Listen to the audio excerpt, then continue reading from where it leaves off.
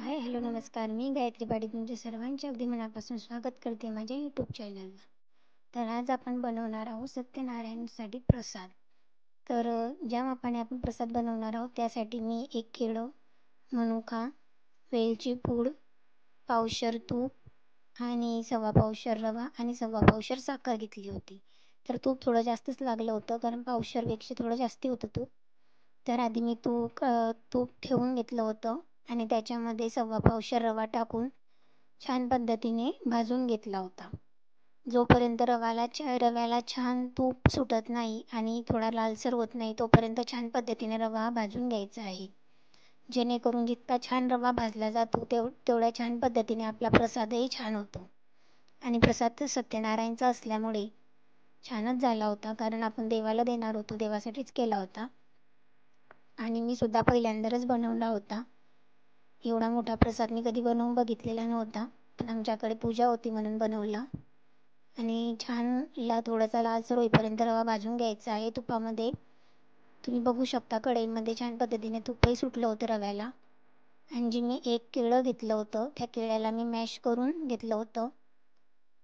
थोडासा रवा पूर्ण भाजल्यानंतर त्याच्यामध्ये आपण केळं टाकणार होतो आणि कढईतला रवा हा हलवत राहायचा आहे, कारण जर आपण रवा हलवायचा बंद केला तर रवा खाली लागू शकतो आणि या प्रसादाचा जो शिरा असतो त्याला आपल्याला खाली लागू द्यायचा नसतो, कारण जाळलेला प्रसाद आपण देवाला नाही देऊ शकत. त्याच्यामुळे छान तूप सुटेपर्यंत हलवत राहायचं. आता बघू शकता तुम्ही रव्याला सुद्धा कलर आला होता. आणि त्याच्यामध्ये आपण 1 केळं जे मॅश करून घेतलं होतं ते टाकलेलं आहे.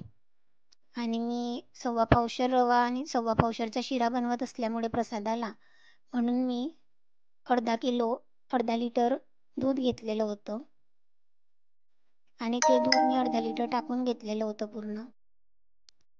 आणि थोडंसं त्याच्यामध्ये गरम पाणीसुद्धा मिक्स केलं होतं. थोडंसं पाणी टाकायलाच हवं.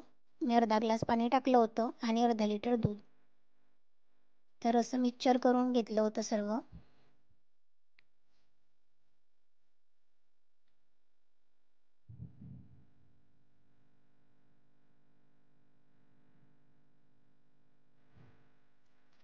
आणि दूध पूर्ण संपल्यानंतर थोडासा रवा हलण्यासारखा झाला तर त्याच्यामध्ये सव्वा पावशर जी काही साखर काढली होती ती टाकून घ्यायची आहे. कारण आधीच साखरेला पाणी सुटतं म्हणून दुधामध्ये व्यवस्थित शिरा हा भाजून घ्यायचा आहे.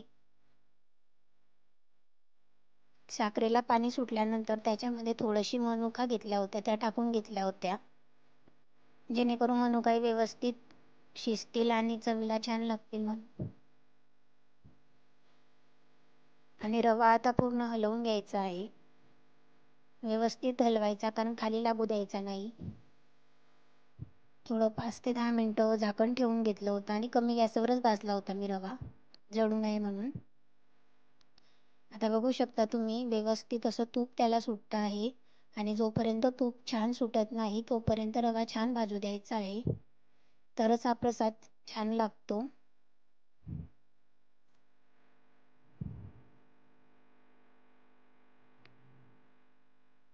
जी काही वेलची पूड मी कुटून घेतली होती ती मी टाकून घेते आहे वरतून. ड्रायफ्रूट्स टाकायचे नंतर, कारण सत्यनारायणच्या प्रसादाला फक्त आपण मनुका टाकतो म्हणून मी सुद्धा फक्त मनुक घेतलेला आहे.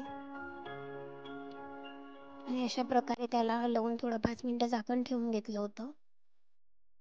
आणि बघू शकता तुम्ही किती छान प्रकारे त्याला तूप सुटत आहे आणि एकदम मस्त झाला होता आमचा प्रसाद.